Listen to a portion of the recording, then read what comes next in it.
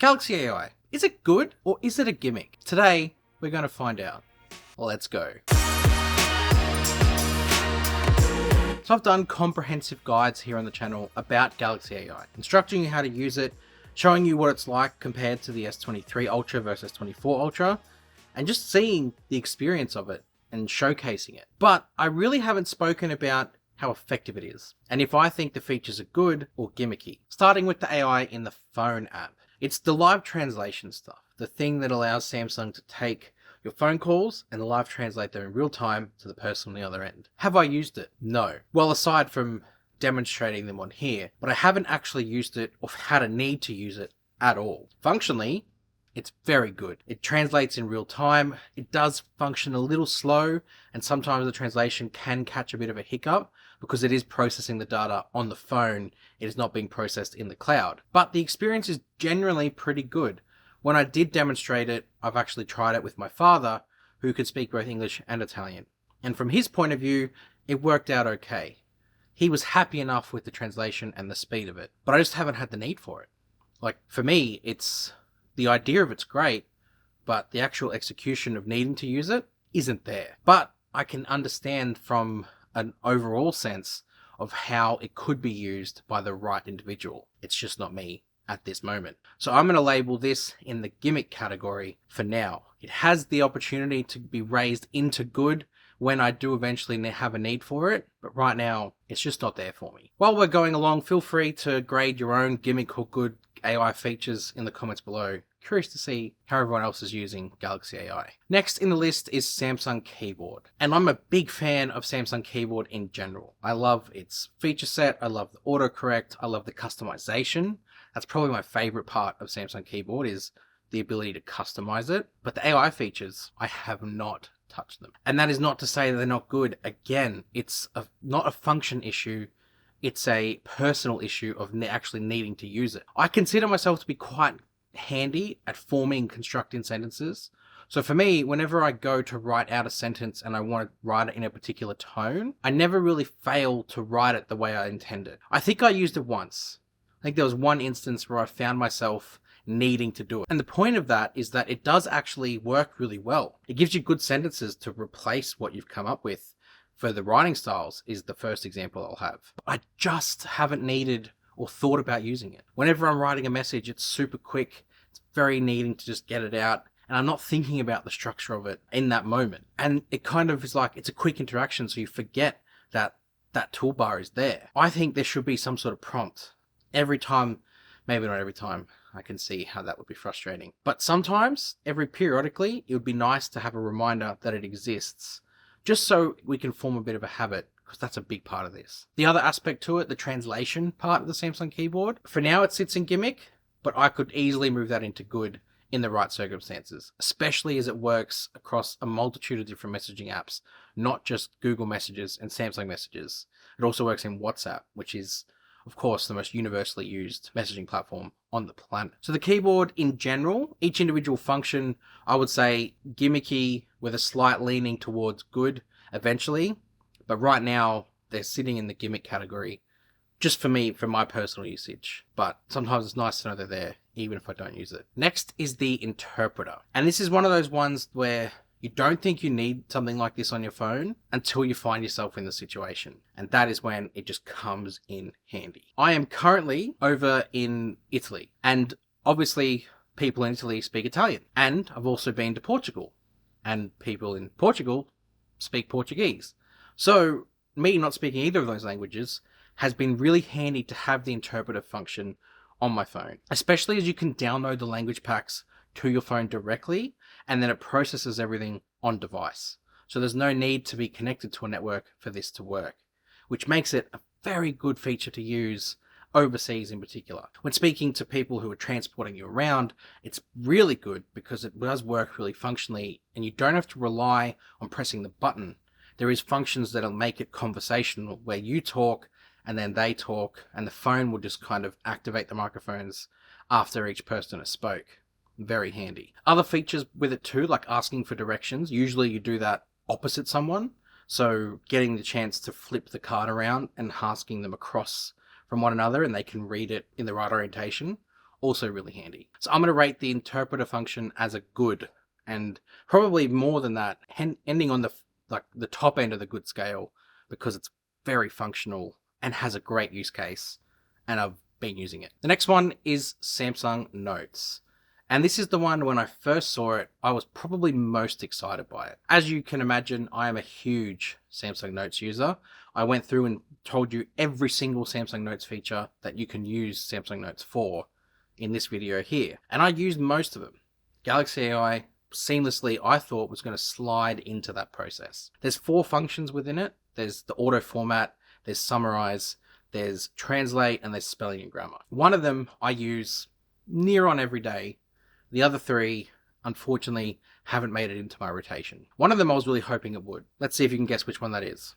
Stop the video and guess. It's not like it's crazy entertaining to guess, but it was auto format. I was super excited by this, and the reason why is because the ability to take my notes and format it in a very neat way with headers and bullet points and just structure it nicely. Oh, very excited by that prospect. Unfortunately, in execution, it hasn't turned out that way. Reason why is because it cannot do lengthy documents.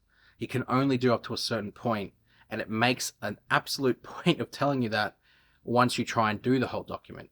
It takes it back to the longest point that it can do, and then we'll format that, leaving the document almost unfinished. So you have to do it in stages, and it doesn't quite work. So I've just not used it. Translate and correct spelling, great to have, but just at this point in time, haven't needed either of them. Maybe correct spelling is a bit of a thing that I could use, potentially, as Samsung Notes doesn't have the red lines to tell you you've made a mistake. So that can be really good to have. But translate, haven't needed it. The one I use a lot is summarize. This does work with the entire document, and very quickly will summarize what you've wrote down into a few different bullet points, and gives you the option of going standard or detailed. I love both of them. Depending on what it is you need and what information you need to provide to someone else, you can take that summary and put it somewhere. You can put it as a social media post for an article that you've read. You can send it to someone as a summary of a meeting that you've wrote minutes down for. Very functional. For me, I love summarizing my scripts and having them ready to send to someone who might want an overview of what I've created. Perfect. So Samsung Notes, overall, I will give it a good. Not the top end of good, but I would say probably middle, purely because the other 3 functions I don't really use, and one of them is just, at this stage, a pure gimmick. And until it improves, it's going to stay there, and that's auto format. But overall, Samsung Notes AI, good. Samsung Internet, there's 2 functions in here. One, I use sparingly. The other, I use every day. Again, try and guess which one that is. Why am I making up these guessing games for things that just aren't important? I digress. The one I don't use as much is Translate, but I do actually use it. I find, in particular, in this game that I'm in, I'm looking at Samsung's Korean blog quite a bit. And obviously things in Korean are in Korean. So I need to translate them into English. And it does a great job of being able to overlay text and format the website naturally. Even the ads and the videos actually get formatted alongside the actual body of text of the website you're on. So it does the whole thing, and it doesn't interrupt anything. It looks clean, and the aesthetic stays the same. Perfect. The other one in Samsung Internet is Summarize. This is just the best. I think whoever came up with this at Samsung's HQ, throw whatever money you can at them, because this is so good and useful to have. I can't see a world where people won't want this. And it's not about not supporting journalists and not reading articles.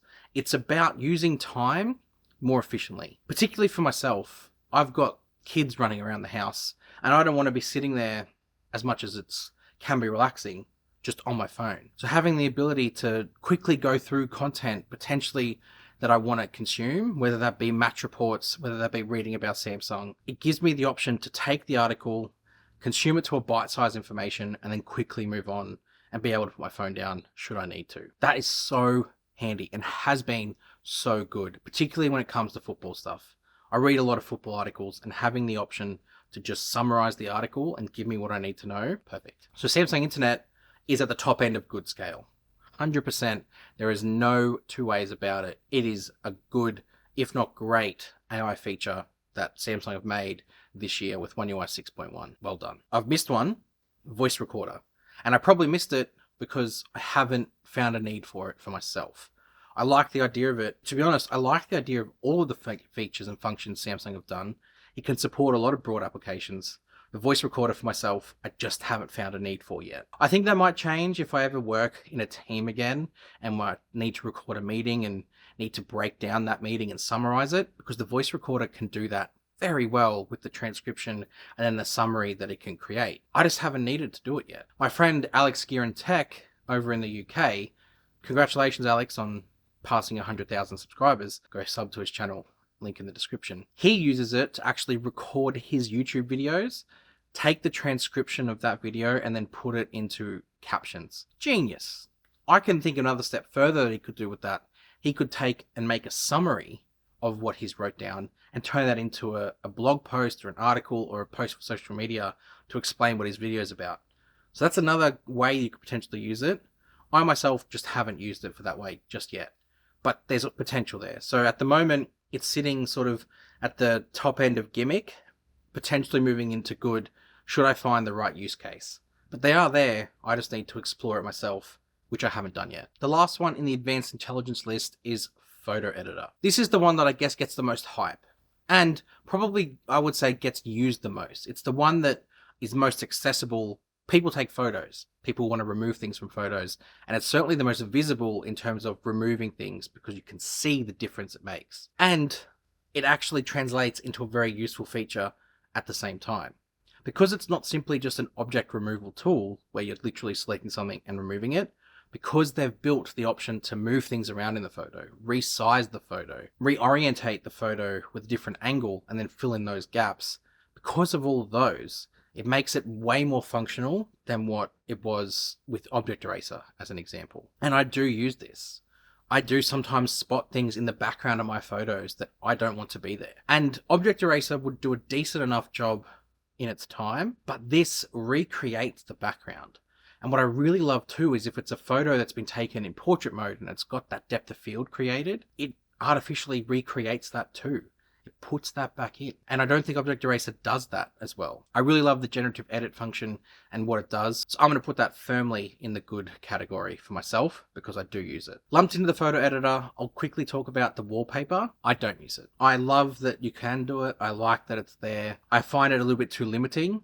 And I understand why it's limiting. You just don't want people creating anything. And it probably makes the back-end process a little bit smoother. I just feel like it should be opened up to be a little bit more freeing. But for myself, I probably still wouldn't use it beyond a couple of fun ideas. I would just normally revert back to photo of my kids as my wallpaper. Because I think for me, that's just, I'm a family man. I'm a dad. I'm proud of my family, so it's nice to look at them every day instead of a fake AI wallpaper. That for me sits in the Gimmick, and that's probably not going to change. The last one I'm going to throw in here is Circle to Search. Now this isn't really Samsung's Galaxy AI, but it was sort of collaborated on with Google to bring it to life on the S24. And this I like the concept of, and I do use it sparingly, especially when it comes to like finding an item of clothing that I like the look of. Circling it and bringing up the search results of where I can buy it has been really good. So for me, I do use it sparingly. It's not an everyday thing, but having the convenience of it there is good, especially launching it on any screen. So I'm going to put that at the bottom end of good. Probably not going to tip into Gimmick. At the moment, it sits in good. So overall, Galaxy AI. Has it been worth Samsung diving into? Absolutely. I think the people that have used Galaxy AI and taking advantage of the various functions have found their use for it. As you can see for myself, I've been leaning heavily into the productivity side, the Samsung Notes Summarize, the Samsung Internet Summarize, and then leaning a little bit into creativity and entertainment with the photo editor. So they're kind of my main three uses.